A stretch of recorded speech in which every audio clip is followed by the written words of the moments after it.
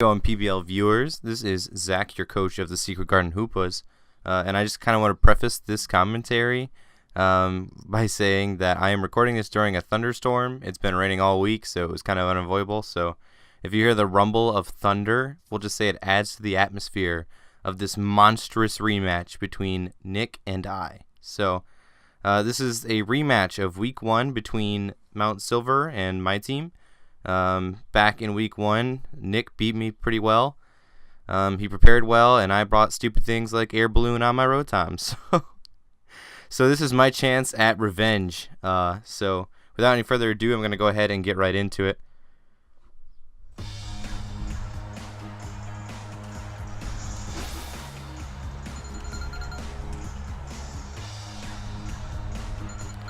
So Nick and I were actually talking about this match, and I did mention to him that this was like very different music than what we're used to. I chose the Battle Royale music, and I kind of liked it. Anyway, I lead with Ferrothorn because I felt like there really wasn't a reason I wouldn't, unless you bring something out that has bad fighting or fire presence. There's not really a reason not to. And he brings out Finny. I know last time we battled, he taunted Ferric Oxide a lot, so I didn't bring a whole lot of setup moves on Ferric Oxide. I just wanted to just throw out attacks and tank hits with him pretty much. So I knocked off that item, and now I'm going for Power Whips, so it doesn't do anything to Duke Silver through that Reflect. I didn't expect it to. And Duke Silver is going to go ahead and return that knockoff. So I don't have leftovers, his Finny doesn't have leftovers. And you can see Duke Silver take some of that Iron Barbs damage that I love on Ferrothorn. Ferrothorn walls lots of things, and he's great for that, but I just love the slow chip damage of Iron Barbs. It's like a free Rocky helmet, which I know Zashay loves, so he might like Ferrothorn for that. So Wilford comes out. I really expected Nick to bring Wilford to try to be cheeky and do something with it, so I made sure I had a few things that could check Wilford. So I get my rocks up, and I am getting out of there because I'm not letting Wilford have any opportunity to set up anything on me. I'm not letting that happen. And he goes for a Fire Punch, so Lopunny's fine with that. I was a fool and have even HP on my Lopunny, don't worry about that. And Wilford switches out. Echo comes in. I assumed he would switch out, otherwise he's just going to let his Wilford die, so I'm going to go ahead and predict that. And you'll see it after I do this lovely Mega Evolution animation. So there's the animation. Lopunny's here now with her new leggings, and she's going to throw out a return. So it does almost half. I know it won't kill from here, or at least it would take a very, very high roll for me to kill from here, so I'm not going to risk that. I'm going to go ahead and switch out in Ferric Oxide. And it looks like Nick knew that he would live another one, so he threw a Moonblast, hoping I would try to just go and risk it, but it was not for me. He gets a special attack drop, which was absolutely game-breaking. My Ferric Oxide can't do anything anymore, so it's a big problem for me.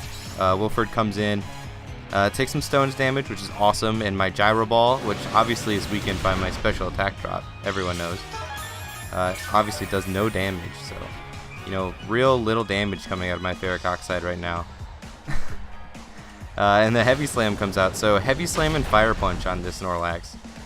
So his setup potential is fairly low. And I'm realizing that slowly, so I'm getting less and less scared of this Snorlax. The more moves I know that aren't setup moves, the better. He's not really an immediate threat to me. So Batata's going to come out. I've seen two moves that don't really scare Batata much. I would be lying if I said I knew what moves Wilford got, because I would expect Ice Punch if he's throwing out Fire Punches. So I just U-turn out to try to get some switch priority here. So I'm going to throw 3 Cs back out because he's content with leaving Snorlax in, and I'm expecting an Ice Punch. And there it came. So I see one Elemental Punch. I'm going to assume he gets the others. I know that's not always the case, but just playing safe. So there's really no reason for me to not high jump kick here, because his Finny is so low that I could high jump kick and then hit it with another move later. So I actually just go for the high jump kick and actually take Duke Silver out real early. So Duke Silver is down. Z Crystal potential is out, so there's no healing on that Finny that's really low. I'm really happy with that. Buddy comes in for the first time, takes some rock damage. And I'm scared of what this is. This could be another Choice Scarf that he has run on this. He loves the Choice Scarf turn. He didn't bring Mega Beedrill this week, so he couldn't keep doing that pivoting. And you can see there that he set up screens with Buddy, so he will U-turn now. But this isn't the Choice Scarf set that I was expecting. But luckily, so he did get his screen up, which was unfortunate. And then he U-turned out. But one thing I really do like about this Gligar, one of the reasons I really wanted it, is because it gives me a slow pivot. I had a lot of fast pivots on my team, which is nice. But a slow pivot lets me counter other people's pivot moves, like this Azelf, like I just did now. And it allows me to bring in my heavy hitters without them taking damage. Gligar will take the damage instead. This is a Choice Banded Flygon. I was hoping it would KO through that Reflect, but it didn't, so Flygon's going to have to take this Moonblast. But since Finny is so bulky, I live that Moonblast. And Buddy's going to go ahead and come out, expecting me to Earthquake again. And I do. So, good play on his part. And at this point, I'm going to take Goggles out because I believe Goggles can live one more Stealth Rocks if he were to ever get it up. And there's still some value there. He's a fast Mon, so. Light Screen comes up from Buddy. Just more screens. Nick is playing the Battlefield Effect game this week, and he's going to U-turn, so I'm actually punishing his pivots with my Iron Barbs and my Rocks. So Buddy hasn't even been hit by a move, and he's almost down to half HP, which I love. So he can do that all day for all I care. Pop Dart comes in and takes basically 0 damage from Rocks. And I'm going to go ahead and knock off, and I see that it's an Assault Vest. So Assault Vest means that there's no Sword Stance on this thing, so it's not going to set up on me. It's got Rapid Spin, so he's going to get rid of the Rocks, but he's going to also trade some Iron Barbs damage, so I'm happy with that.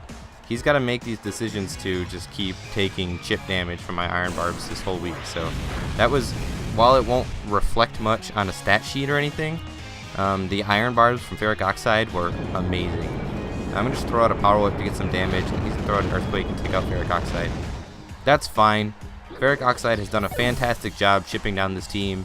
With Alolan Persian gone, the healing potential on his team is much lower, and this is one of the reasons I save Goggles. Goggles can come out and just outspeed Pop-Tart. I expected a switch. I expected him to think I was going to Earthquake, so I just U-turned for just a pivot. But I know Patata also walls this thing. There's nothing he's going to do to Patata.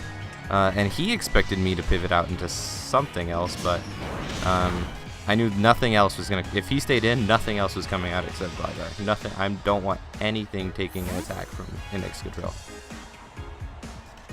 So Echo is going to come out and set up terrain yet again. Nick is here cycling terrain over and over and over again like he likes to do. And I'm going to take that turn to Roost Up and get back to full health. I like when I can get Patata back to full health, but I know he's going to have to switch out. And I'm just going to straight swap Patata. I may not outspeed. He may have a little bit investment to outspeed. And if he ended up Ice Beaming me or something, that would have been horrible. So I just hard swapped instead of U-turned. And he actually ended up setting up a Reflect with like his last life. I was counting screens, so I was happy that Light Screen wore off right there. That's what I wanted to happen. Right when my special attacker comes in.